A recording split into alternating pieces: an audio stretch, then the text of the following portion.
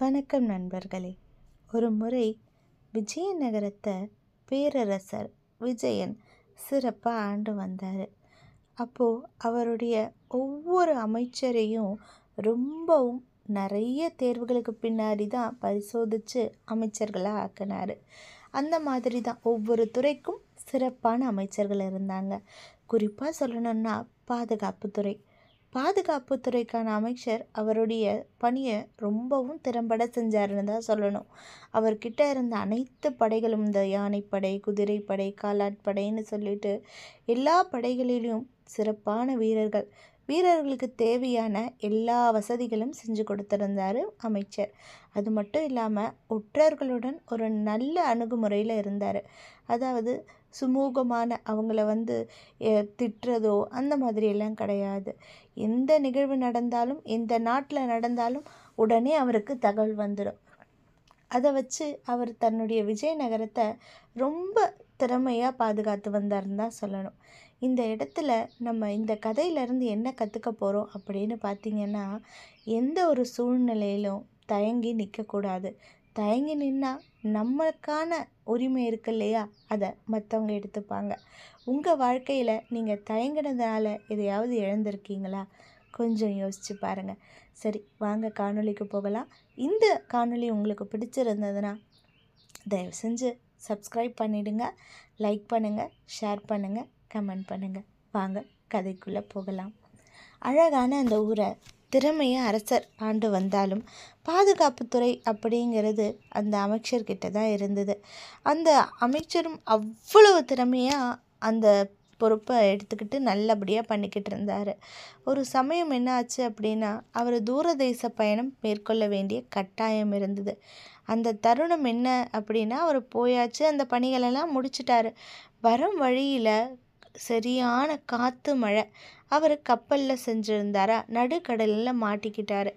அவரால் தப்பிக்க முடியாத ஒரு சூழ்நிலை ஏற்பட்டுச்சு. என்னதான் ஒரு திறமையான அமைச்சர், பல கலைகளில் வல்லுநராக இருந்தாலும் இயற்கை கூட அவரால் போராட முடியலைன்னு தான் சொல்லணும்.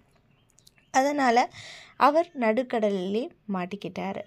கொஞ்ச நாளுக்கு அப்புறமா ராஜாவுக்கு ஒரு குழப்பமே வந்துடுச்சு. ஏன்னா பாதுகாப்புத்துறை அப்படிங்கிறது ரொம்பவும் முக்கியம் இல்லையா அந்த நாட்டுக்கு. அந்த மாதிரி இருக்கும்போது அந்த பாதுகாப்புத்துறையை மற்ற அமைச்சர்களுக்கு பங்கிட்டு கொடுக்கலாம். அதாவது அவர் பார்த்துட்டு இருந்த வேலைகளை ஒவ்வொரு வேலையாக பிரித்து மற்ற அமைச்சர்களுக்கெல்லாம் கொடுத்துடலாம் அப்படின்னு பார்த்து பேசுகிறார். அரசவையில் பொதுக்கூட்டம் நடத்தி ஒருத்தர் கூட முன் வரலை. சரி, இதெல்லாம் சரிப்பட்டு வராது அப்படின்னு புதிய அமைச்சரை தேர்ந்தெடுக்கலாம் அப்படின்னு பார்த்தீங்கன்னா, ஏற்கனவே மற்ற நாடுகள்லேருந்து பாதுகாப்புத்துறை கொஞ்சம் அந்த அமைச்சர் இல்லைங்கிற ஒரு நினப்பில் என்ன ஆகுது அப்படின்னா, போர் தொடுக்கலாமா இல்லை உள்ளூரில் கலகம் பண்ணலாமான்னு பல சூழ்ச்சிகள் நடைபெற்றுட்டு வருது. இந்த தருணத்தில் அவர் ஒரு அமைச்சரை தேர்ந்தெடுக்கிறாரு. அதுவும் பாதுகாப்புத்துறைக்கு அப்படின்னா அவர் நம்பகமானவராக இருக்கணும், திறமையானவராக இருக்கணும் இல்லையா. அதனால் பல போட்டிகள் வைக்கலான்னு முடிவு பண்ணுறாரு. போட்டிகளெல்லாம் வைக்கிறாங்க. போட்டிகள் வைக்கும் போது அதில் மொத்தமாக 5 பேர் தேர்வாகிறாங்க. 5 பேரும் ஒருத்தருக்கொருத்தர் வீரத்துலேயும் விவேகத்துலேயும் சலைச்சவங்க இல்லைன்னு சொல்லிட்டு தங்களுடைய முழு திறமையும் காட்டுறாங்க. அரசருக்கு ரொம்பவும் பிடிச்சி போயிடுது. ஆனால் யாராவது ஒருத்தருக்கு தானே அமைச்சர் பதவியை கொடுக்கணும், என்ன செய்கிறதுன்னு ரொம்ப யோசிக்கிறாரு. நீண்ட யோசனைக்கு அப்புறமா சொல்கிறாரு, சரி, இறுதி போட்டிக்கான நாள் குறிச்சாச்சு. அதாவது இன்னும் 2 நாட்களில் இறுதி போட்டி நடக்கும். ஊரின் நடுவே ஒரு பொது இடத்துல நடக்கும்னு சொல்லிடுறாங்க. அதே மாதிரி அந்த நாளும் வந்தது. ஊர் பொதுமக்கள் எல்லாம் கூடியாச்சு. ராஜா, அமைச்சர்கள் அப்படின்னு சொல்லிட்டு முக்கியமான பிரபுங்கர்களும் வந்தாச்சு. அங்கே பார்த்திங்கன்னா ஊருக்கு நடுவில் ஒரு பெரிய அகழி மாதிரி ஒன்று வெட்டியிருந்தாங்க. அதை சுற்றி காவலாளிகள் காவல் காத்துக்கிட்டு இருந்தாங்க. அந்த அகழிக்குள்ளே பார்த்திங்கன்னா என்ன இருந்தது அப்படின்னா, முழுக்க தண்ணி நிரப்பி வச்சுருந்தாங்க. விஷ ஜந்துகளான பாம்புகள் மற்றும் பூச்சிகள் எல்லாம் போட்டு வச்சுருந்தாங்க. இன்னும் சொல்லப்போனால் யாராவது உள்ளே மாட்டினாங்கன்னா அப்படியே முழுங்கிறதுக்கு பெரிய பெரிய முதலைகளும் காத்துக்கிட்டே இருந்துச்சு. இதை பார்த்த பொதுமக்களுக்கு அதிர்ச்சி ஆயிடுச்சு. என்னடா இது, ஊர் நடுவேன்னு சொல்கிறீங்க, அப்போ பொதுமக்கள் இத்தனை நாளாக பார்க்கலையா அப்படின்னு ஒரு கேள்வி வரும். அவங்க அதை மறைச்சி வச்சுருந்தாங்க. கட்டுறதே மறைச்சி தான் கட்டினாங்க. ராஜாவுக்கு தெரியாதா இது? அதுக்கப்புறமா என்னாச்சு அப்படின்னு பார்த்தீங்கன்னா, எல்லாரும் வந்தாங்க. அந்த போட்டியாளர்களுக்கெல்லாம் ராஜா சொல்கிறாரு, என்ன அப்படின்னா, அந்த அகழி இருக்கு இல்லையா, அதை நீந்தி கடக்கணும் அப்படின்னு சொல்லிட்டு. அந்த 5 போட்டியாளர்களும் யோசிக்கிறாங்க. அதில் 4 பேர் என்ன ஆயிடுனா, தயங்கி எங்களால் முடியாது அப்படின்னு பின்வாங்கிடுறாங்க. ஒருத்தர் மட்டும் அந்த அகழியை தாண்டலாம் அப்படின்னு முன் வராரு. உடனே ஒரு சத்தம் கேட்குது, நிறுத்து, முன்னேறாதே அப்படின்னு சொல்லிட்டு.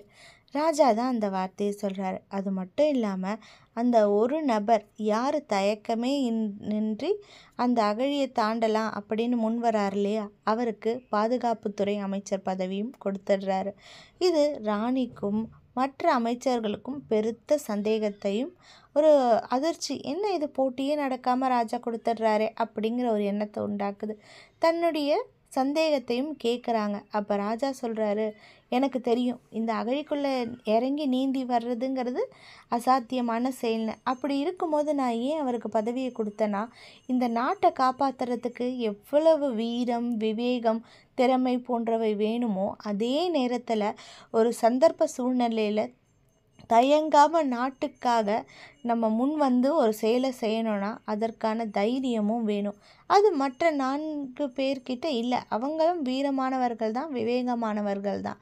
ஆனால் இவர் மட்டும் நம்ம என்ன எடுத்த முயற்சியில் பின்வாங்கக்கூடாதுன்னு வந்தார் இல்லையா, அந்த ஒரு எண்ணத்திற்காக தான் நான் பாதுகாப்புத்துறை அமைச்சரை அவரை நியமிக்கிறேன்னு சொல்கிறாங்க. ஆமாம் நண்பர்களே, நம்ம முன்னாடி எவ்வளவோ சவால்கள் இருக்கலாம். ஆனால் அதெல்லாம் நம்ம எப்படி தாண்டி வர்றது அப்படின்னா, ஒரு பிரச்சனை வருது அப்படின்னா அதை பார்த்து பயந்து ஓடக்கூடாது. பயந்து ஓடணுன்னா அந்த பிரச்சனைகள் துரத்துக்கிட்டே தானே இருக்கும். பார்த்துக்கலாம், என்ன தான் ஆக போகுது அப்படின்னு சொல்லிட்டு ஒரு நிமிடம் யோசிங்க. என்ன பிரச்சனை, அதற்கான தீர்வு என்னன்னு யோசிச்சா உங்களுக்கு எளிய முறையில் அதோட பிரச்சனையே இல்லாமலேயும் போயிடலாம். சில நேரங்களில் உங்களுடைய திறமை அப்படிங்கிறது ரொம்ப பிரம்மாண்டமாக அந்த இடத்துல வெளிப்படும். அது உங்களுக்கான ஒரு வரப்பிரசாதமாக கூட அமையலாம். உங்கள் வாழ்க்கையை ஒரு திருப்பு முனையாக கூட அமையலாம். அதனால் நேர்மறையான எண்ணம், தைரியமாக உங்கள் வாழ்க்கையை வாழுங்க. கண்டிப்பாக வெற்றி உங்களுக்கு தான். தயங்கி மட்டும் நின்னீங்கன்னு வச்சுக்கோங்களேன், நீங்கள் ஆசைப்படுறது கூட உங்களுக்கு கிடைக்காம போயிடலாம். இல்லை மற்றவங்க அதை எடுத்துக்கலாம். இனி உங்கள் விருப்பம்.